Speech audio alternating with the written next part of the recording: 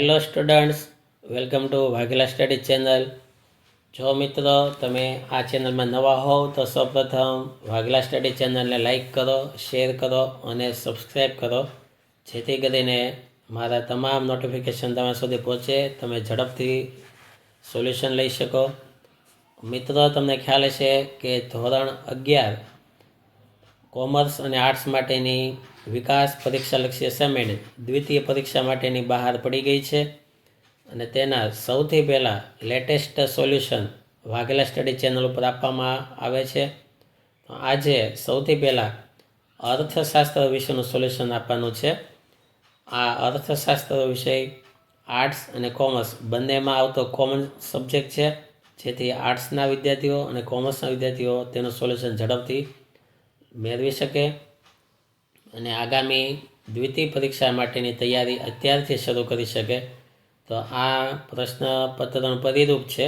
Section A MCQ 10 માર્કના, બી વિભાગ 1 માર્કના પ્રશ્નો 5 માર્કના, C વિભાગમાં 2 માર્કના પ્રશ્નો 10 ગુણના, ડી વિભાગમાં 3 ગુણના પ્રશ્નો 15 માર્કના અને ઈ વિભાગમાં 5 ગુણના 2 પ્રશ્નો, એમ થઈને કુલ 50 ગુણનું પેપર હશે.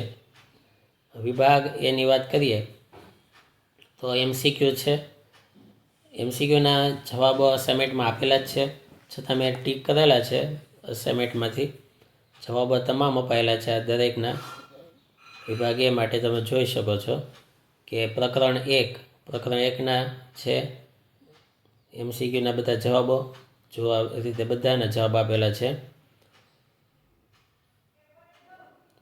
તેમજ પ્રકરણ 3, ત્યારબાદ પ્રકરણ 3 છે. 3ના તે બધા MCQ આપેલા છે, તેના જવાબ આપેલા છે. પછી પ્રકરણ 6 છે બાજુમાં, તેમના MCQ છે, તેના પણ જવાબ અપાયેલા છે. બધાના ટીકે કરેલા છે, નીચે જવાબ પણ આપેલા છે. આ રીતે પાકા કરવાનું શરૂ કરી દેજો. ખૂબ જ સારી તૈયારી કરવી હોય તો અત્યારથી વાંચવાનું શરૂ રાખજો, જેથી કરીને પરીક્ષા આવે ત્યાં સુધીમાં તમારે બધા વિષયો કમ્પ્લીટ થાય.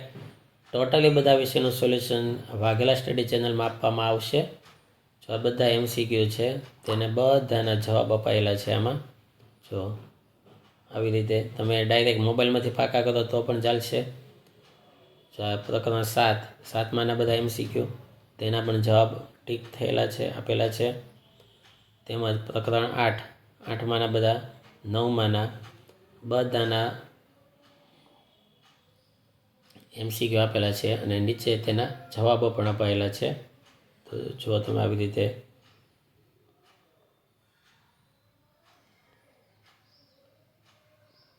જવાબ આપેલા છે નીચે. હવે વિભાગ બીની વાત લઈએ તો વિભાગ બીમાં આવી રીતે બધા પ્રશ્નો છે.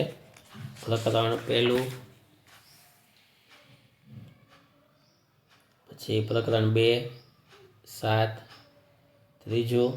જો આ તમારી પાસે આમાં જો પેન્સિલથી બધા જવાબો કયા પેજમાં જવાબ છે એ પણ ટીક કરેલું છે. તમે એવી રીતે કરી શકો તો પણ ચાલશે, અને મેં આમાં જવાબ ગોતીને લખેલા પણ છે, તો ડાયરેક્ટ આમાંથી ઉતારી લો તો પણ ચાલશે.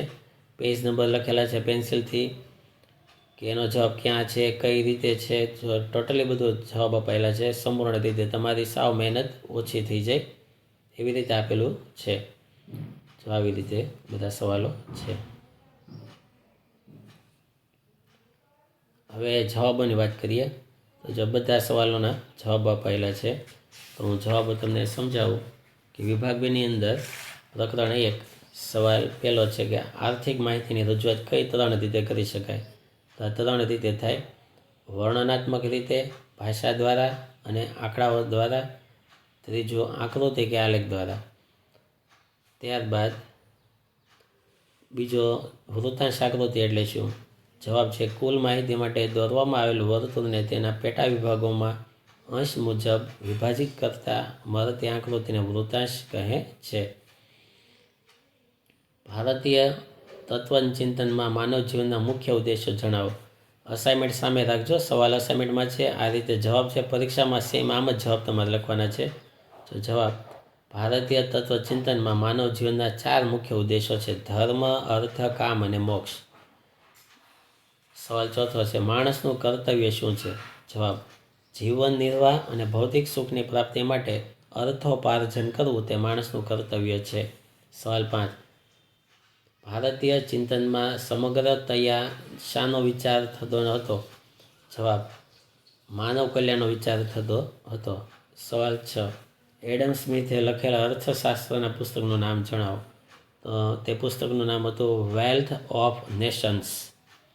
સવાલ 7. એકમલક્ષી અર્થશાસ્ત્ર એટલે શું? જવાબ: અર્થશાસ્ત્રના કોઈ એક એકમનો અભ્યાસ કરતા આર્થિક વિશ્લેષણને એકમલક્ષી અર્થશાસ્ત્ર કહેવામાં આવે છે, જેમ કે કોઈ એક પેઢી કે ઉદ્યોગનો અભ્યાસ. સવાલ 8. આર્થિક પ્રવૃત્તિની વ્યાખ્યા આપો.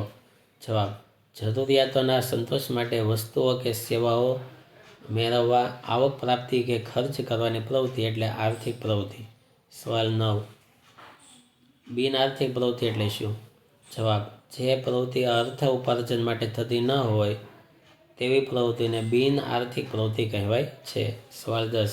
આલ્ફ્રેડ માર્શલ આપેલ અર્થશાસ્ત્રની વ્યાખ્યા લખો. જવાબ: આલ્ફ્રેડ માર્શલના મતે અર્થશાસ્ત્ર માણસના રોજિંદા જીવનના વ્યવહારોનો અભ્યાસ કરતું કલ્યાણલક્ષી શાસ્ત્ર છે. પ્રકરણ 2. સવાલ 1. વસ્તુનો અને સેવાનો અર્થ જણાવો. જવાબ: વસ્તુ જે ભૌતિક બાબત દ્વારા જરૂરિયાત સંતોષાય છે તેને વસ્તુ કહે છે. સેવા જે અભૌતિક બાબતો માનસિક જરૂરિયાતો સંતોષે છે તેને સેવાઓ કહે છે. સવાલ 2. જાહેર વસ્તુઓ કયા ગુણ ધરાવે છે? જવાબ: જાહેર વસ્તુઓ બિન સ્પર્ધાત્મકતા અને બિન વંચિતતાનો ગુણ ધરાવે છે. 3. ઉત્પાદક વસ્તુઓ કોને કહેવામાં આવે છે? જવાબ: જે વસ્તુઓ ઉત્પાદન પ્રક્રિયામાં ભાગ લઈ દૃષ્ટિકોણનું સર્જન કરવામાં ઉપયોગી છે તેને ઉત્પાદક વસ્તુઓ કહેવાય છે. સવાલ 4.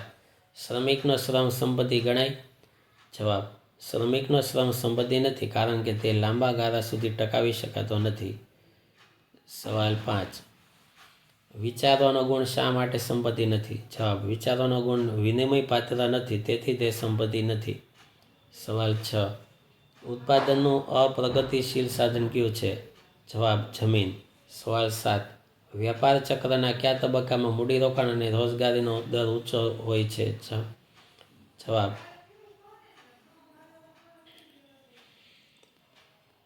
વ્યાપાર ચક્રના તેજીના તબક્કામાં. સવાલ 8. બગીચામાં આવતા લોકો? તો જવાબ આવશે સર્વસુલભ વસ્તુ. સવાલ 10. Morning walk. સવાલ 9. મોર્નિંગ વોક કરતી વખતે સૂર્યપ્રકાશ? તો સૂર્યપ્રકાશમાં સર્વસુલભ વસ્તુમાં આવશે. સવાલ 9. 10. શ્રમ ઉત્પાદનનું કેવું સાધન છે? જવાબ: શ્રમ ઉત્પાદનનું નાશવંત સાધન છે. પ્રકરણ 8. 3. માંગનો નિયમ સાથે શરતી નિયમ કહેવાય છે? જવાબ: માંગનો નિયમ શરતી નિયમ કહેવાય છે, કારણ કે પ્રતિષ્ઠા મૂલ્યવાળી અત્યંત સસ્તી કે ગિફન વસ્તુઓ માટે માંગના નિયમની ધારણાઓ પરિપૂર્ણ થવા છતાં માંગનો નિયમ લાગુ પડતો નથી. જવાબ બીજો. સર રોબર્ટ ગિફનના નામ પરથી પ્રસિદ્ધ ગિફન વસ્તુ એટલે હલકા પ્રકારની એવી વસ્તુ કે જેની કિંમત ઘટે તો તેની માંગનું વિસ્તરણ નહીં પણ સંકોચન થાય છે. જવાબ 3. જો અન્ય પરિબળો યથાવત રહે તો વસ્તુની કિંમતમાં વધારો થાય તો તેની માંગમાં ઘટાડો થાય છે, અને વસ્તુની કિંમતમાં ઘટાડો થાય તો તેની માંગમાં ઘટાડો થાય છે. જવાબ 4. EP=0 સંપૂર્ણ મૂલ્ય અનપેક્ષ માંગ દર્શાવે છે. અહીં વસ્તુની કિંમતમાં ફેરફાર થતાં તેની માંગ સ્થિર રહે છે. જવાબ 5.